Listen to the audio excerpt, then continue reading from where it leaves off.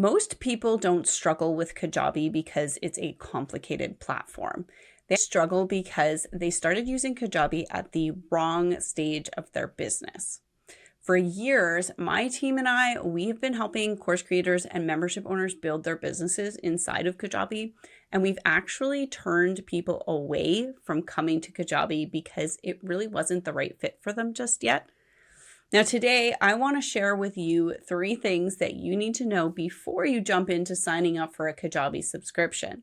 And by the end of the video, you're going to know whether or not Kajabi is the right fit for you.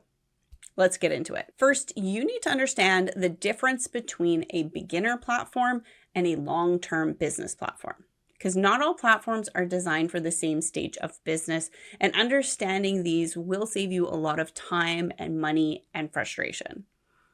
There's beginner platforms like Standstore, Teachable, Thinkific, and they're all built to kind of help you just get started really quickly.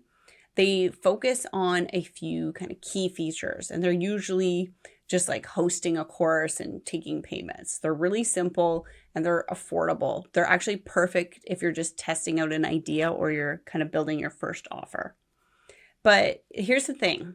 After a certain point, you're going to hit a ceiling.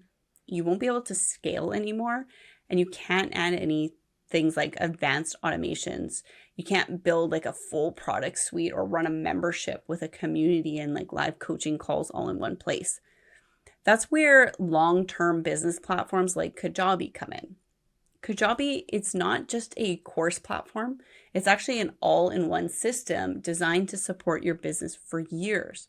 You can build multiple products. You can run email automations. You can create funnels, host memberships. You can even build a community or a podcast. You can host all of this inside of one platform. The difference here is that it's scalable. Kajabi, it's built for growth. And here's what I want you to know. It is totally okay to start on a beginner platform. You're not wasting time or money starting with places like Teachable or Thinkific.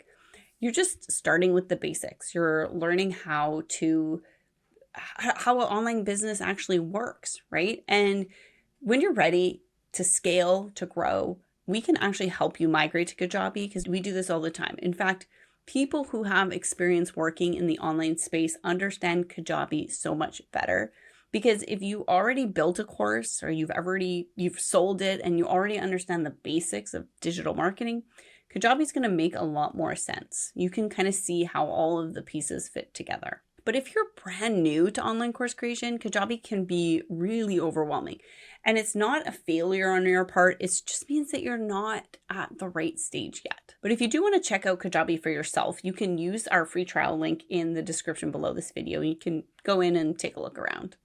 Number 2, you need to know who Kajabi is actually built for. Now, Kajabi is designed for online course creators who want to expand into memberships and community. So if you don't have online courses as a core piece of your business, then there's really no point in coming to Kajabi. You are better off just with a different platform that's built for what you're actually doing. But if you are a course creator who wants to grow, maybe you want to add a membership or build a community around your content, offer some group coaching, or kind of create a full product suite, then Kajabi is really designed to support that. Now, here's the part that people don't always consider. Kajabi, it is not the cheapest platform. The beginner platforms, they're actually much cheaper, and that's because they're entry level. They're priced for people who don't have a lot of revenue just yet. The basic package starts at $149 a month as of recording this video, and it kind of goes up from there depending on what you need. So ideally, you need to have some form of revenue or a way of funding the platform. That you need to be able to support that monthly payment without causing financial stress.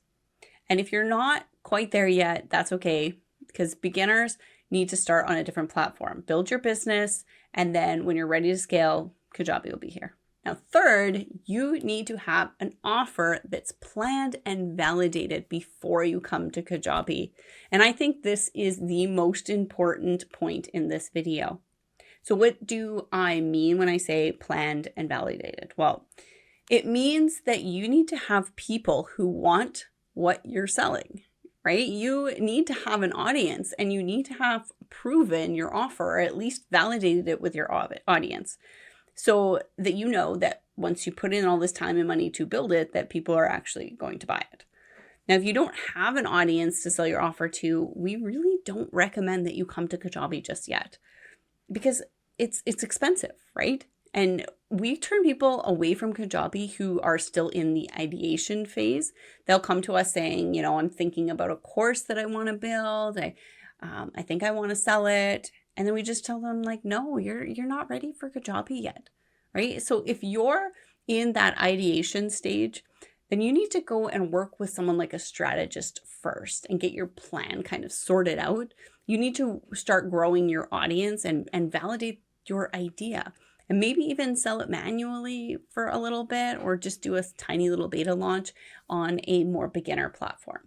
But then once you're in kind of the action phase, your ideas are fully planned, you've thought through them, you have, created a launch plan, you know what your course or membership is going to include, then maybe you're ready to come to Kajabi. Otherwise, you could just be pumping time and money and energy into Kajabi with no return on your investment. And we really don't want that for you. So here's what you need to know before coming to Kajabi. You need to have an audience. You need to validate or prove your offer. And you need to have a clear plan for what you're building. You got to have some form of revenue or funding to support the monthly cost. So if you have all of those things, Kajabi is probably going to work really well for you. But if you don't have those things yet, then just start with a beginner platform.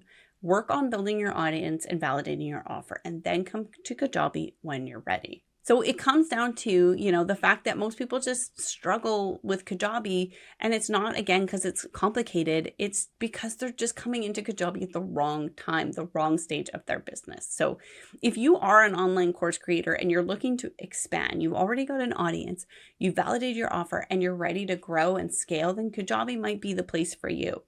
But just because Kajabi is the right platform for your business, it doesn't necessarily mean that you're ready for it right now. So how do you know if this is actually the right time to come to Kajabi? What might be some clear signs that you're ready to start building Kajabi today versus, waiting a few more months? Well, I'm going to talk exactly about that in the next video. I'm going to walk you through how to know if you're actually ready for Kajabi right now, or if it makes sense to wait and prepare a little bit more first. You can go check out that video here.